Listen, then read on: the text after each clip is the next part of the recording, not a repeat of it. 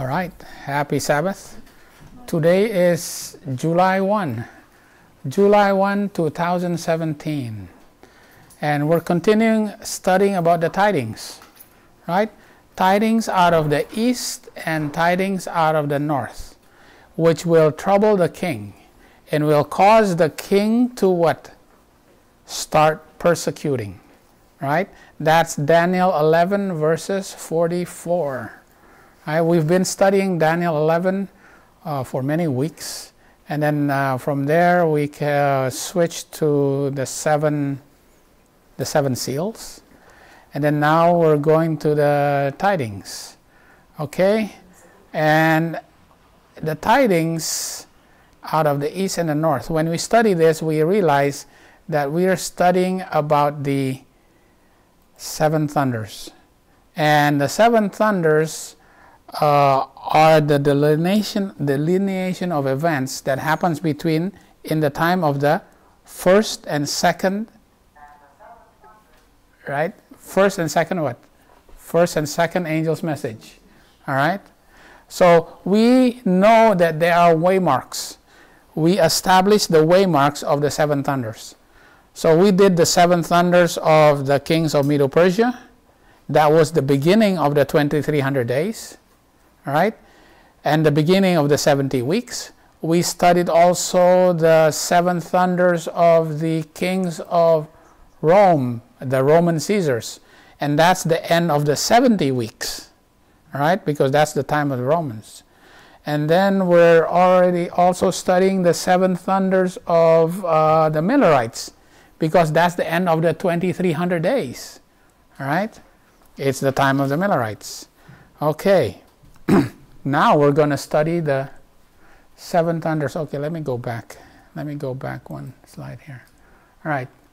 These are the waymarks of the seven thunders. The time of the end, increase of knowledge, message formalized, and then we have the angel of the Lord coming down, the gathering, which is 9/11. Then we have pre-midnight, and we have midnight, and then midnight cry, and then the Sunday law. All these, we've done the kings of Medo-Persia. We've done the Caesars of Rome. We've done the William Miller and Samuel Snow. This is the Millerites. So we've done that. We put all these lines, and when we see these lines, we realize that there are prophets that are raised up in between 9/11 and midnight. Who are the prophets that was raised up in the time of the Medo-Persia? In the time of the kings of Medo-Persia, it was Zechariah and Haggai, right at this time. Zechariah and Haggai says, you got to beware of what's going to happen to you at the time of Xerxes. You know, they were raised up in the time of Darius. It says, come out during the time of Darius, because if you don't come out, you're going to have to suffer what's going to happen at the time of Ahasuerus. Right? That's basically what he's saying. Why? Because during that time of Ahasuerus is the time of Haman. Okay? So he was predicting what's going to happen at here, right? The time of Zechariah, the time of Haggai. All right, who was the prophets at the time of the Roman Caesars? Right here, between Caligula and Claudius, who was predicting that there was going to be a dearth, there's going to be famine. There's Agabus. And who's the other one who had 4 daughters? Philip, right? Agabus and Philip, right? Who was brought up to bring in the message that was to predict what's going to happen at October 22, 1844? Samuel Snow, right? Samuel Snow, after the disappointment, he's the one that realized that the October 22, 1844 was the autumn festival for which the Day of Atonement is in, and that Jesus will come to the sanctuary and cleanse the sanctuary. After that, he will come out and bless the people. Now, at that time, their understanding was that Jesus was going to finish the judgment on the earth and is going to cleanse the earth with fire. They didn't understand that this was actually the beginning of the what judgment? Judgment of what? The investigative judgment for the dead, right? Yeah. Okay. So it was Samuel Snow here. Okay. But he was expounding on William Miller, right? Okay, so that's where we ended up last week. So we're going to now go to the 7 thunders. Okay, 7 thunders are those waymarks of the 7 trumpets and 3 woes. Okay, we're gonna do a little bit of 7 trumpets. You know what a trumpet sounds like? What does the trumpet make a sound? Why do the trumpets sound? To make a warning. Warning of what? Of war is going to come. Okay, 7 trumpets. So we're going to study the 7 trumpets and the 3 woes. All right. Okay. And have it to put it down. What's the first trumpet? You find it in Revelation 8. What's the first trumpet? And the first angel sounded, and there followed hail and fire mingled with blood. So there's hail, fire, and blood. And they were cast upon the earth, and the third part of the trees were burnt up, and all the green grass was burnt up. Okay, the first trumpet is what? Hail, fire, and blood. Now, we can go into a long study, but we've done this so many times. We're going to just summarize it, okay? And how do we summarize it? Where do we summarize it? We just get it from Daniel and Revelation. And one of the easiest places to study this is going through Uriah Smith, Daniel, and the Revelation. 1897 version, I've quoted here, is that the first trumpet are the Goths under Alaric. And they came and burned up Rome, right? So that's where the fire is. Where did they come from?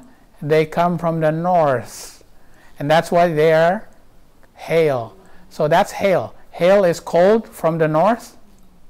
And they burned Rome, and they caused a lot of death and destruction, slaughter. That's the blood. Hail, fire, and blood. These were the Goths under Alaric that came in 395. All right? Okay. They came in, and the barbarians that sacked Rome. All right. The first were the Goths. All right. Okay. And we're not going to go too much into that. You know, we've done this many. Right. Yeah, they were northern origin. Right. They're one of the Germanic tribes that come from the north. They actually came all the way from the area of Sweden. Yeah, Sweden. Right. Come down all the way from there. Okay. All right. Let's see. All right, what is another characteristic of the Goths? On the death of Alaric in 410, he was succeeded by his brother-in-law Adolphus, who what? Oh boy. He allied. He attacked them, and then he became allies with them. All right, the Goths. It's not Alaric himself, but the Goths. The Goths eventually allied themselves with the Romans. And they assumed the character of a Roman general and later married the sister of Honorius, the emperor. Thus, the conquest of the Goths over the weakened Roman Empire was complete. So he became an ally of Rome. Because eventually, the Visigoths, right?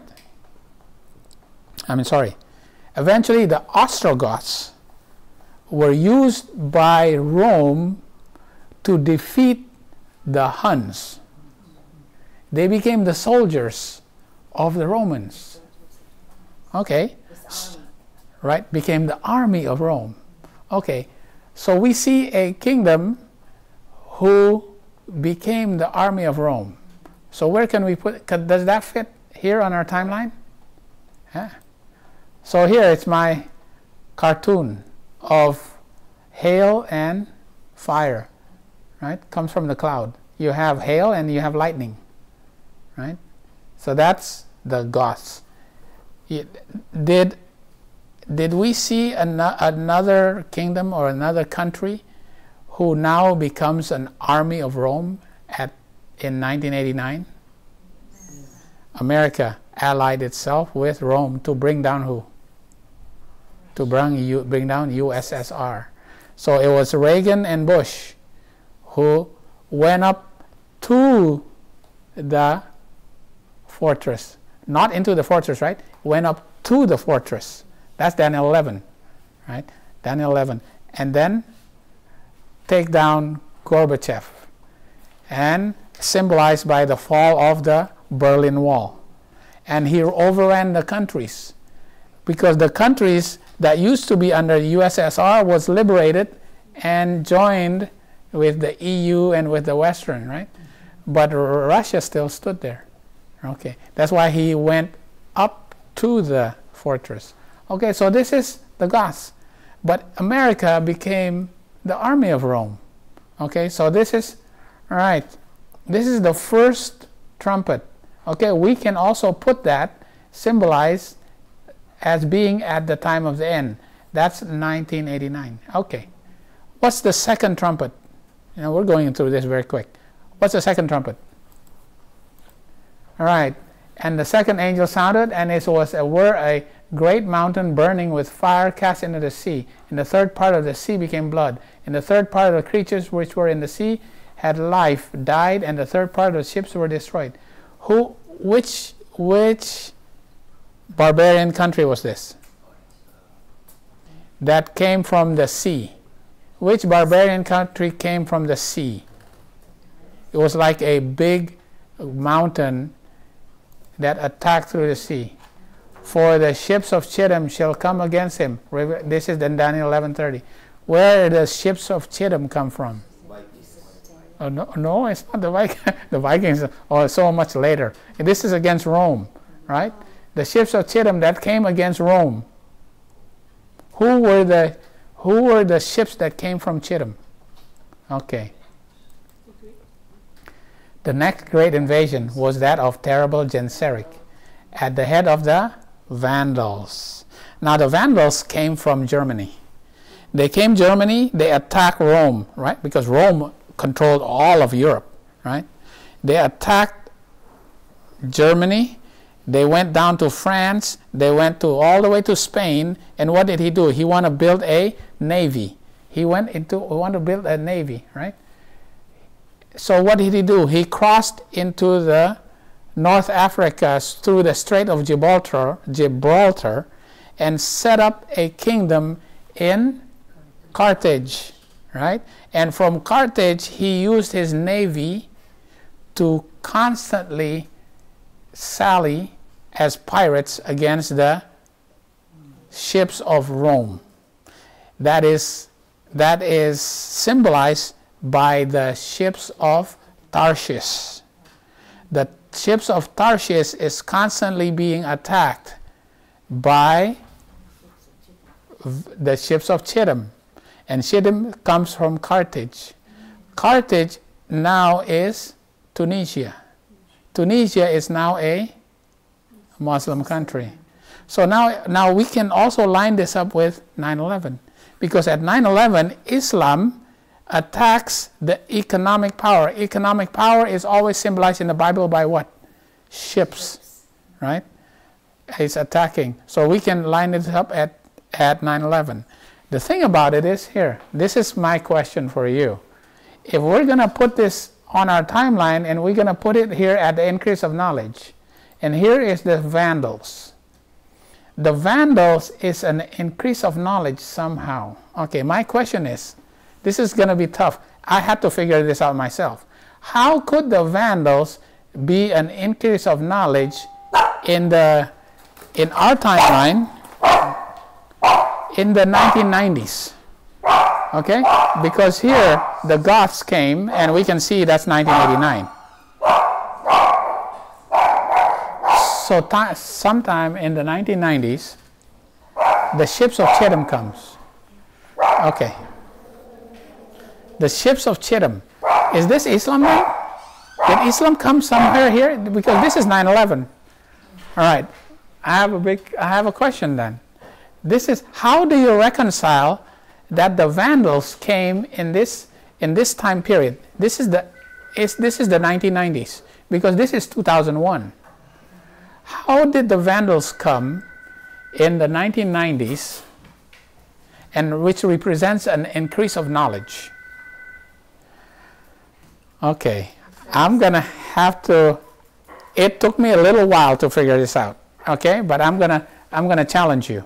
See if any of you can actually see, because if you can now, you can see that Vandals can represent Islam, right?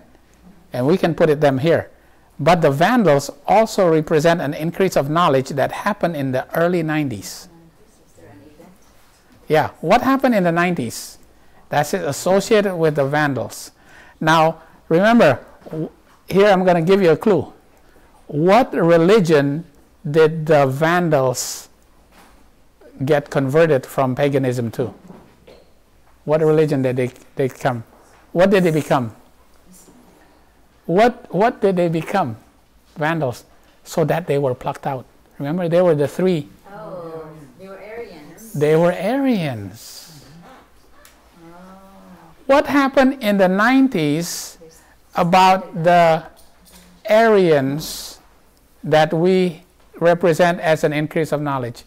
What do the Arians believe? They have a different understanding than the Catholic version of the Son of God. Right? Now the Catholics claim that the Arians do not, but the Arians believe in what? That the Son of God is what? The Son of God is what? What do the Catholics claim that the Arians believe? That the Son of God is what? Created. Now this is what the Catholics claim. Now they can't really, now you know what? They eradicated all the writings of the Arians such that nobody can really prove it. But the Catholics claim that the Arians, this is why they can go and attack the Arians. So what's the increase of knowledge in the 1990s that is associated with? Do you realize that in Australia, restitution ministries started in the 1990s? That's the increase of knowledge. Do you want, the School of the Prophets with the studies of Daniel 11 verse 40 to 45 started in 1989 in the early 90s? This is the increase of knowledge right here. Right? That's the increase of knowledge. Okay? It's about non-Trinitarianism that started even here too. So we also see that the prophecies were studied outside of mainstream spiritual Israel, even in this time. And this is when they first started studying about non-Trinitarianism also, outside of mainstream spiritual Israel. Okay? Here too, they were in Smyrna Gospel. They were studying. Oh yeah? Yeah. Is that right? Yeah. I didn't realize that. Yeah. In the 1990s? Wow. Okay. All right. So that's the second. That's the second trumpet. Okay. What's the third trumpet? First are the Goths, then the Vandals, then the. Who's the third trumpet? Okay. And the third angel sounded, and there fell a great star from heaven, burning as it were a lamp, and fell into the third part of the rivers and upon the fountains of water. And the name of the star is called Wormwood. And the third part of waters became wormwood, and many men died of waters because they were made bitter. Wormwood is bitterness. Who does this represent? The bitter persecution by who? Attila the Hun. All right? It was like bitterness, a blazing meter. This is, okay. I only use this part the chieftain of warrior is actually Attila the Hun. These were the Huns. They made the waters and the streams bitter, right? And it was very fast. The Huns did not last very long, right? Okay. It was bitterness. All right. So how do we put it? We're not gonna dwell on it very long. Where's the bitterness at this part here? At the formalization of the message. How do you explain bitterness at the time when John the Baptist was preaching? When, let's see, at the time of, because John the Baptist was preaching here. Was there a bitter opposition to John the Baptist preaching? Yes, there was a bitter opposition. What about at the time when the temple was being rebuilt? And there was a group of people that opposed the building of the temple and claimed that the Jews that were building it was not doing a good job, and that's why they have to be stopped. And they reported to who? False Smyrdes. False Smyrdes right here. Was there a bitter opposition to the building of the temple? Yes. So you see a bitterness right there, right? That's the Huns. Oh yeah, it's okay. We can. We'll have to put that together too. There had been a bitterness to the message when it was given, right? We know this was around the time the formalization of the message is when, for the prophets, for the prophecies, that's when they published the book Time of the End, right? It was formalized, and they actually put it into a publication, and that's when they started giving it formally, right? Okay, that's the formalization of message, but it was bitterly opposed. Bitterly opposed. Okay, all right. Now let's go to the fourth angel. What's the fourth angel? And the fourth angel sounded, the fourth trumpet. And the fourth angel sounded, and the third part of the sun was smitten, and the third part of the moon, and the third part of the stars were darkened. Sun, moon, and stars were darkened. Okay, what does this represent? Oh no. No, not Islam yet. This is during the time of the Romans here. Oh, okay. Right, this is the time of the Romans. Right. What was it? Okay, first was the Goths, then the Vandals, then the Huns. Heruli. Okay, it's the Heruli. Okay, who's the? It's the Heruli under Odoacer. Okay. All right. What did they do? They started destroying the government of Rome, and the government of Rome is the emperors, the senators, and the consuls. Those are the leaders. Remember when Joseph was dreaming and he saw the sun, the moon, and the stars bowing down to him? Who were the sun, the moon, and the stars? His older brothers, his family, right? Right? Those who ruled over him. His mother, his father, and his older brothers. They were all bowing down to him, right? It's like it represents a government, right? So the sun, the moon, and the stars represent like the leaders and the government. Okay. The emperor and the senators and the consuls. It was now being extinguished. Now the government of Rome is being extinguished by Heruli under Odoacer. Okay. Right. Now let's put it in our timeline. When in 9/11 did the government get overturned? How did the government get overturned in 9/11 in our time? The Patriot Act. How? Because it took away our rights. There's our rights as citizens to have internet access, privacy of internet access, and privacy of our telephones is now taken away, right? Now the government, the Constitution is being overturned right here, right? And our Constitution says that we have all these rights, and now it's being overturned. So the government is overturned. So you see that? Okay. I did not find a good barbarian, so I just took it from, from a game show, from a game, right? Here are the barbarians.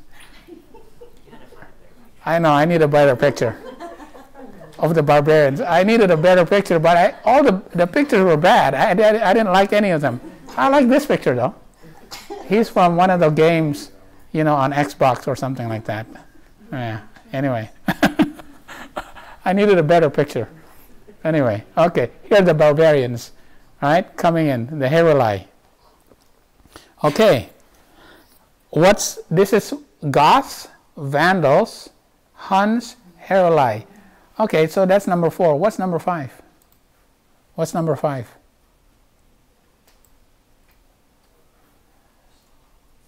Revelation 9. And there came out of the smoke locusts upon the earth, and unto them was given power. Okay, there's locusts with power and scorpions with power. And it was commanded that they should not hurt. But what they hurt the grass of the earth, neither any green thing, neither any tree, but only those men which have not the seal of God in their foreheads. Right? So they are not killing, but they are tormenting. For how long? 5 months. Right? Right. So who is this? We know this, right? It's the... No. It's not yet. All right? It's the Saracens and the Turks. It's not the Ottoman Empire yet. It's the Saracens and the Turks. Right? Because what did they do?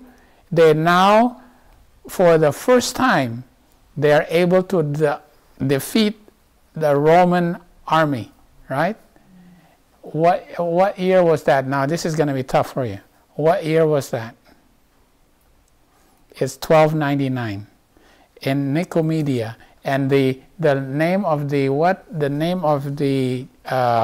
leader is Othman, and he eventually, for him, was the Ottoman Empire named. He was Othman, right? But he was the Saracens and the Turks that first came and defeated the Roman Empire or the Byzantine Empire. Okay, but they can only torment, and they tormented for 150 years. Okay, that's the 5th trumpet. Yeah, we're making. Yeah, they're the Muslims. They're the Muslims, right? Okay, so they're the. Here, I like. This is the Locust and the Scorpions. The 5th trumpet started at 606. What happened in 606? The rise of who? Muhammad. And he opened the key to the bottomless pit. What was the key of the bottomless pit? The knowledge that the East and the West will exhaust themselves in a long, drawn-out war, right? That's the knowledge. Because then, with that knowledge, they can attack when the East and the West is weak, right? That's the knowledge. And now the smoke can spread. The smoke that can spread. The smoke is that Islam can spread throughout, all right? And, right? That's the first wall. And when they attacked was in 1299. So the beginning of the trumpet is 606. But the beginning of the woe is 1299. Okay? All right? So it's awesome. All right? So you got that? So we're doing this very quick. All right? And Muhammad woke up at midnight. Yeah, because Muhammad was the one that told them, hey, oh, you know what? We're going to watch these guys. They're going to fight this out until they're weak. And then we're going to attack them. Okay. All right. Constantinople. Oh, here you go. Oh, I wish I didn't have these meteors here. But anyway, Constantinople was besieged for the first time after the extinction of the Western Empire by Chosroes, the king of Persia. Okay, the king of the Persia is from the east. The east was fighting the west. And what happened is the east initially won and was able to subjugate but cannot bring down Constantinople. But they were able to extract, what do you call that? Not booty, but they were able to make them pay. Right? Tribute. They make Heraclius pay tribute. Right? A star fell from heaven unto the earth and was and to him was given the key of the bottom split. While the Persian monarch contemplated the wonders of his art and work, he received an epistle from an obscure citizen of Mecca, inviting him to acknowledge Mohammad as the apostle of God. He rejected that invitation and tore the epistle. It is thus, exclaimed the Arabian prophet, that God will tear the kingdom and reject the supplication of Chosroes. So Muhammad sent a letter to Chosroes, and this is the letter. The letter says here, acknowledge Allah. And if you acknowledge Allah, you will not have to suffer what you have done to the Magi's. Okay. Who's the Magi's? Who's the Magi's? The Persians actually subjugated the Magi's. Who's the Magi's? The Zoroastrian religion, right? Those who kept the Zoroastrian religion. Because the Persian government, right? Okay, because after that, in 633, what happened? Abu Bakr conquered the Persian government, right? Because what they did to the Zoroastrian, to the Magi's. Okay, all right. So this is what he says. Hey, if you don't acknowledge Islam, we're going to attack you. All right? Okay, that's the bottom line. We're going to attack you. Right? We're going to attack you. Right? So what did he do? Muhammad observed the secret joy, the progress of mutual destruction. East was fighting West, and they were mutually destroyed themselves until they became weak. And in the midst of the Persian triumph, he ventured to foretell. He made a prediction. What was his prediction? That before many years should elapse, victory would again return to the banners of Rome. That Rome is going to win. You know, so in the beginning, the East is going to win. After that, what? Muhammad made a prediction that Rome is going to win. At the time when his prediction is said to have been delivered, no prophecy could be more distant from its accomplishment. They said, this is impossible. How could the Romans win? Since the 12 years of Heraclius announced the approaching dissolution of empire. Okay? All right. You know what? It's all nice and good, but I had to go to the Quran and find out where is this prophecy. And this prophecy is found right there.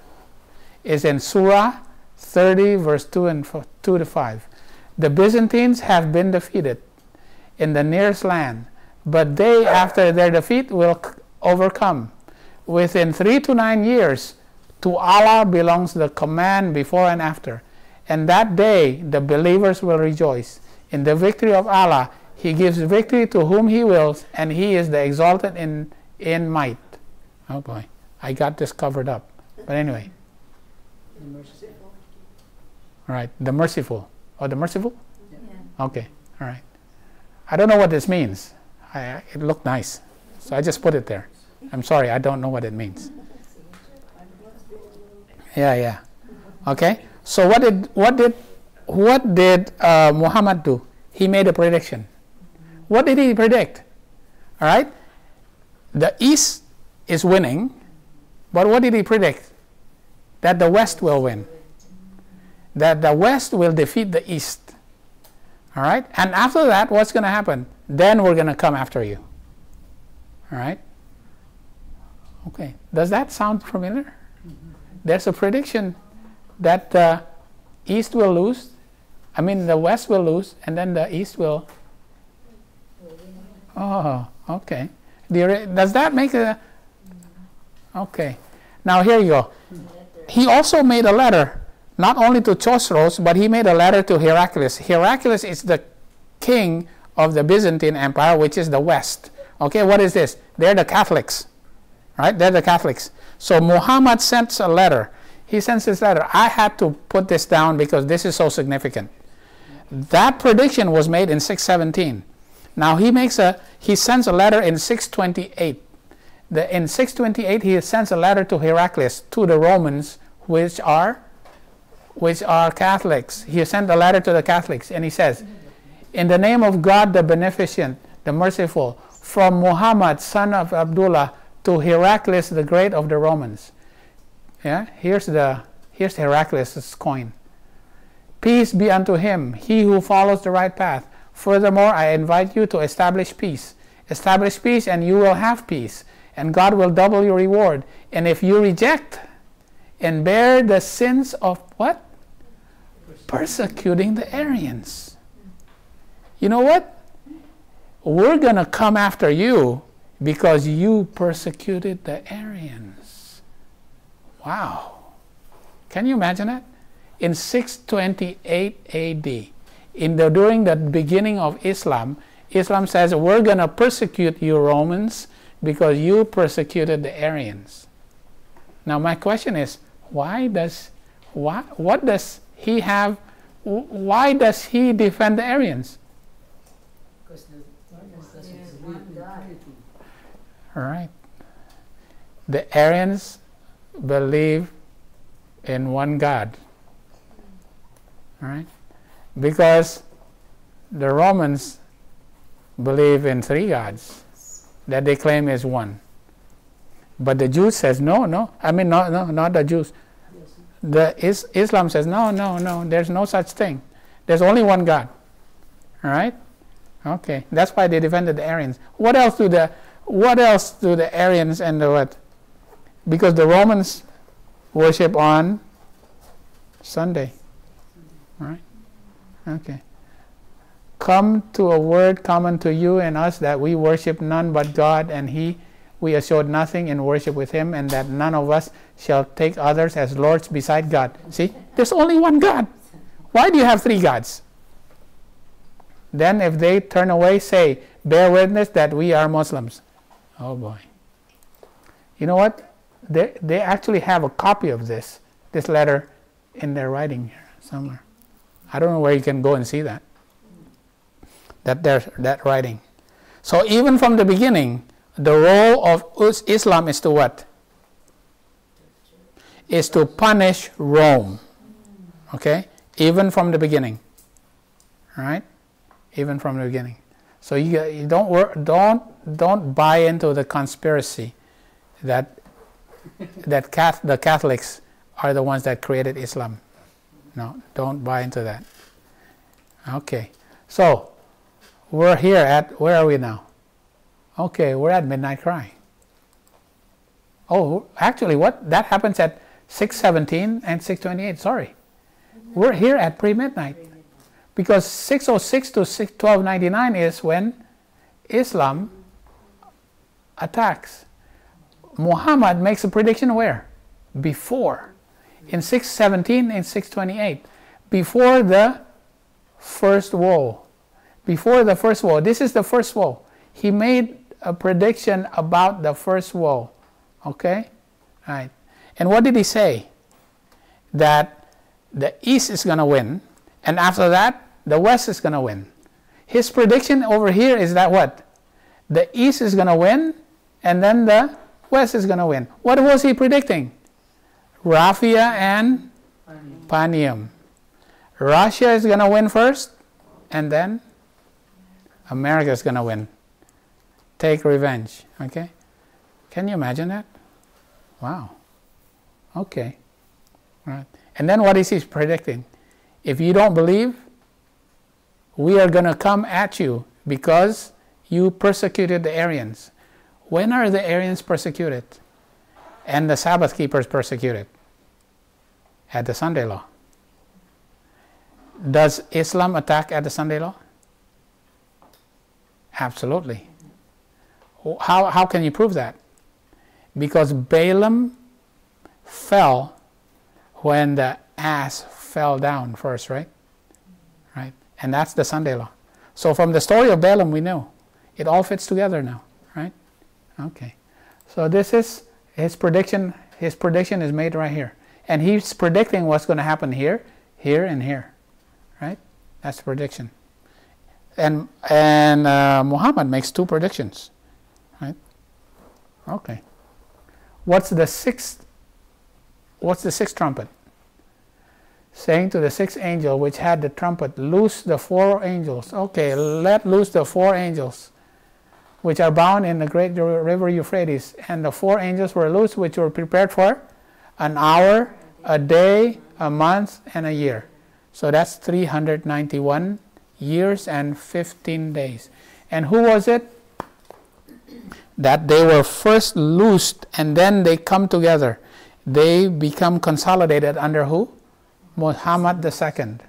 And Mohammad II ordered a big cannon, and in 1453 he took down Constantinople, which is the eastern city of the Caesars. Now he took it down. It became the seat of the Ottoman Empire. Right? Okay. That's the 6th trumpet, which is the second woe. Okay. What year was this? All right. It's actually 1449, because the year that it was taken down was 1453, 4 years later. But the woe and the trumpet starts in 1449. Okay, so I got that big cannon right there, right? 1449. Does Islam attack with a big cannon right here?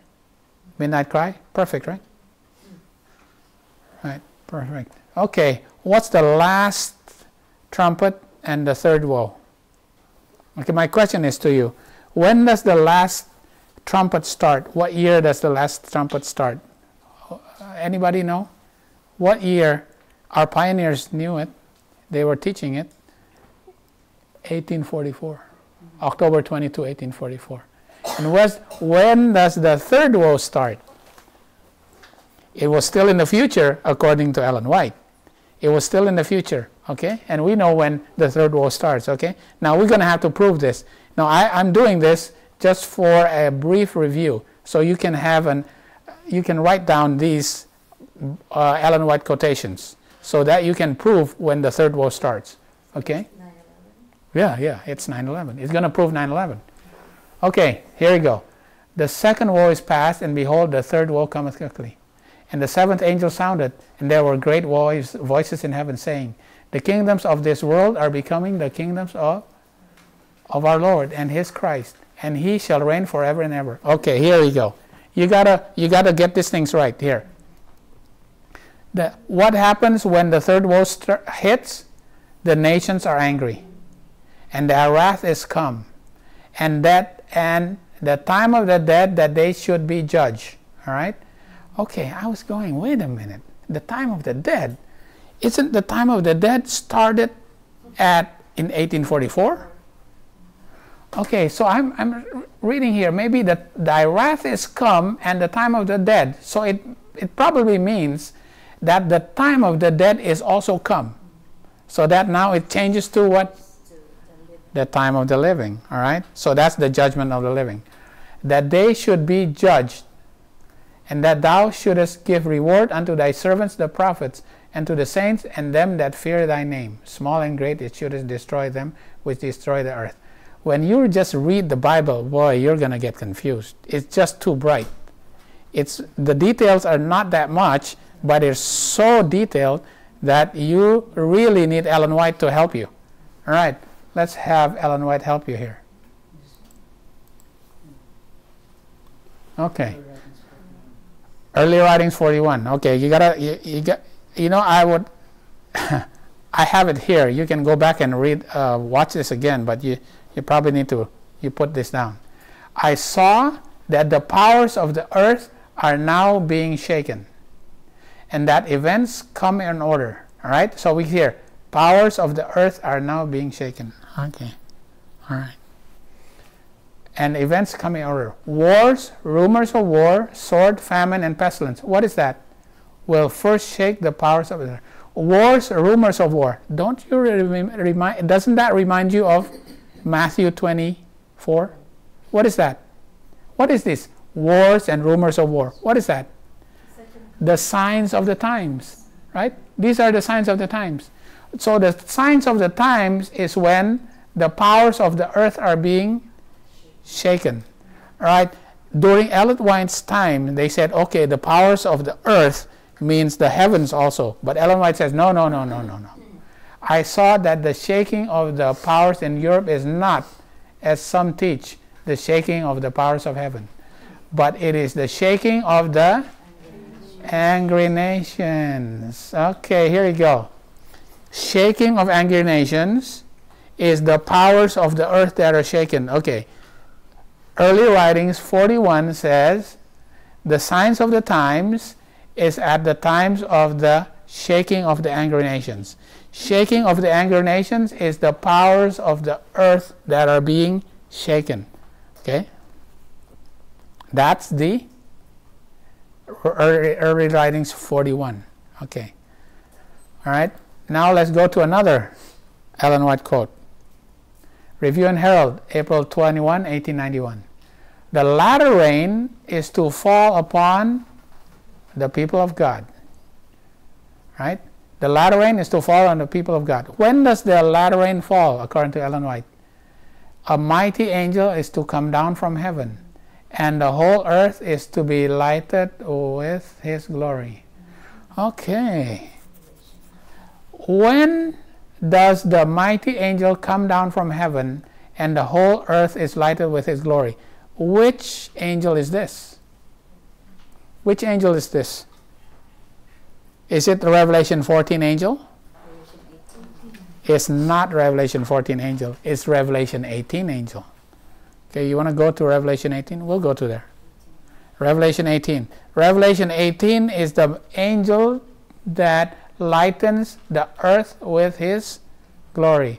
And when that angel comes down, what happens? The latter rain will fall. Okay? Latter rain will fall. All right? Okay. Now we add another Ellen White quote. We actually have to have 3 quotes to be able to establish when this actually happens.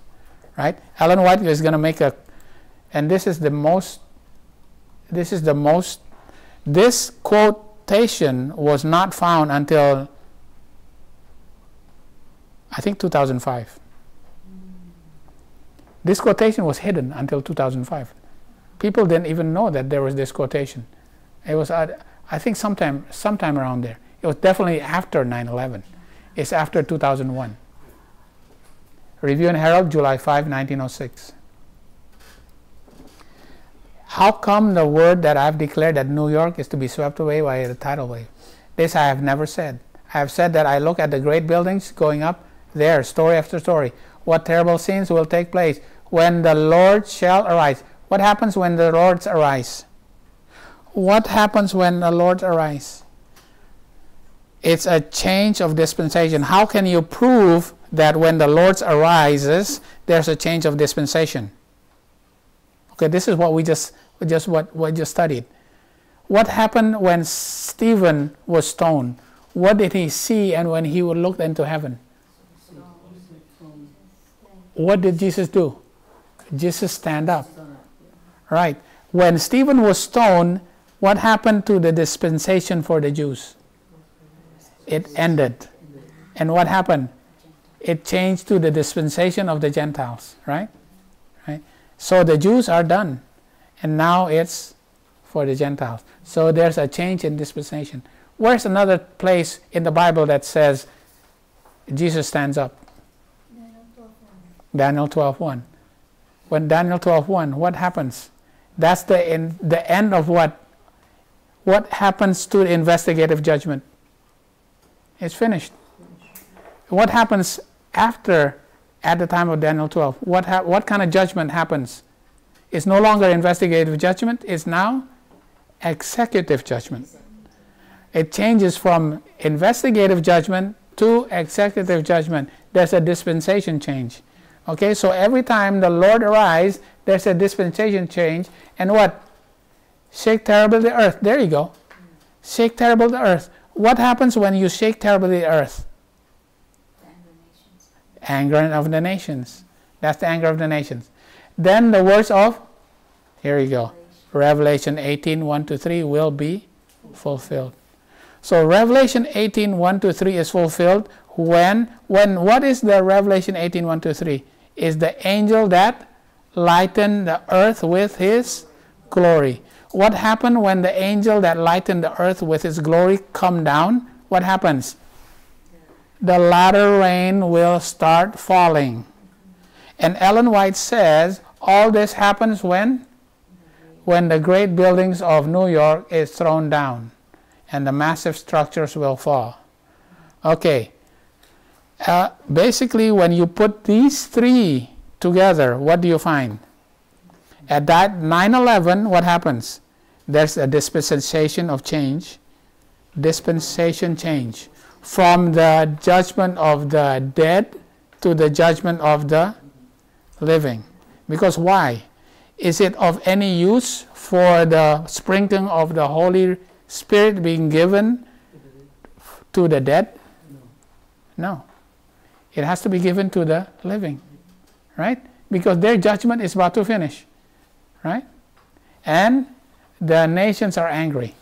Was the nations angry at that time when Islam attacked? Oh, of course they were angry. Right? And what else?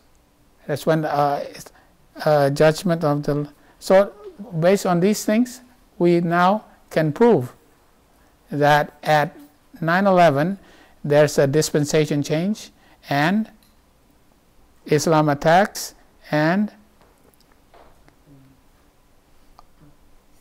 judgment of the living starts. All right? Okay. All right. Here is Revelation 18:1-3. And the earth was lightened with his glory. That's Revelation 18. Because Revelation 18:1-3 says, and he cried with a strong voice. Which angel cried with a strong voice? The angel that proclaimed the first angel's message. Right? And there's an angel that proclaimed with with a loud voice. Fear God, give him glory, for the hour of judgment is come. And the second angel says what? Babylon is fallen. So Revelation 18:1-3 is a combination of the first and the second angel's message. Okay? So the first and the second angel's message is combined at 9/11. All right. Okay. Oh boy, that's a lot of stuff. That's a lot of stuff. Okay, now we can prove it here. So 9/11 also typifies what's going to happen at Sunday Law. Because what? Islam's going to attack. All right? Islam is going to attack. And there's a dispensation change. Dispensation change from the judgment of the dead to the judgment of the living. All right? Okay. Here it's no longer here is the church has completely fallen. Right? And it's now given to the church triumphant. All right? Church that's triumphant. It's the close of probation for spiritual Israel, 7-day Adventism. Right? Happens right here. Okay. So this is the 7 thunders of the 7 trumpets and 3 woes. And just by putting this together, what do we realize? That there is a what? Pre-midnight prediction. Right? With all those other lines, there's a pre-midnight prediction. With this line, we can also see there's a pre-midnight prediction. And amazing, it was Islam that predicted that